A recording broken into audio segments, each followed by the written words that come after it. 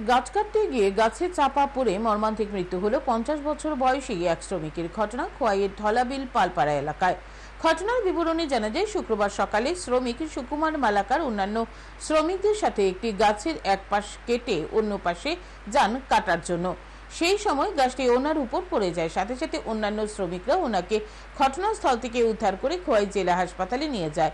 জেলা হাসপাতালের কর্তব্যরত চিকিৎসক পরীক্ষা নিরীক্ষার পর সুকুমার মালাকারকে মৃত বলে ঘোষণা করে দেন। মৃত সুকুমার মালাকারের বাড়ি তেলিয়ামুড়ার মাইগঙ্গা এলাকায়। ঘটনার খবর পেয়ে মৃত শ্রমিকের পরিবারের লোকজন হাসপাতালে ছুটে আসে। হাসপাতালে কান্নায় ভেঙে পড়েন মৃত শ্রমিকের স্ত্রী সহ পরিবারের লোকজন।